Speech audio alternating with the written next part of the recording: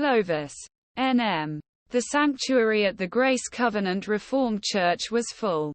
People stood shoulder to shoulder behind rows of neatly lined chairs that served as rows near stained glass windows depicting scenes from the Bible, against a wall covered with painted wood, wire, glass, and ceramic red chile crosses. The Bible and hymns were under every seat. But they weren't used on Monday night last September. There was no sermon because it was not a church service. Residents Clovis, a town of nearly 40,000 people just 20 minutes drive from the Texas state line, jammed into this small brick building that night to discuss a plan action to outlaw abortion. USA just 3 months ago. The Supreme Court decision in Dobbs v. Jackson. Roe v. Wade is the pivotal case that legalized abortion in the U.S. for nearly 50 years.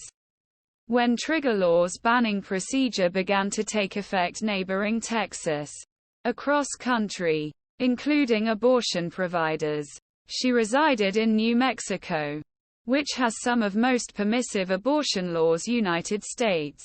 As the laws in this country change before our eyes, Gov. Michelle Lujan Grisham, on day Roe reversed, said, "I will continue fight for the right to safe, legal abortion in New Mexico. They stand as a brick wall against those who want punish women and their doctors just for seeking care they need deserve." Since Dobbs, New Mexico has been a brick wall and a safe haven for abortion providers and those who need them. But it has also become something else, a new battleground in the struggle for access to abortion in this country. Smaller towns and larger cities, and American, fighting against each other. We gained a lot of ground with overthrow of Roe v.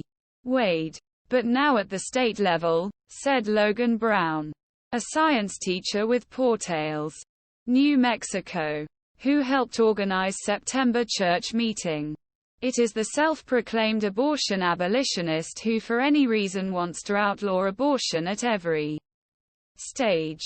Now, Brown said, rather than one battlefield, 50 battlefields. This report is part of Roe After America, Wade on Health, Culture, Politics and People. Produced by Carnegie-Knight News21. For more stories America After Roe. News21. Visit It's About Your Freedom. Erika Ferguson does not scare easily. After 30 years working in reproductive justice, she isn't afraid of protesters outside abortion clinics. The Dallas pastor and fierce advocate of abortion rights became accustomed to the deafening cries of opposing voices and learned to block them all. Every time Ferguson returns to Texas from his trip to New Mexico, H is not afraid of the red and blue police lights and sirens that can wait on the tarmac, or the cop whose handcuffs are ready to be wrapped around their wrists. Teasing, dissent, and, or worse, the possibility of arresting are risks that Ferguson regularly dances to. "I'm not afraid at all," he said in an interview with News21. "There is no great movement without risk and sacrifice. Ferguson has helped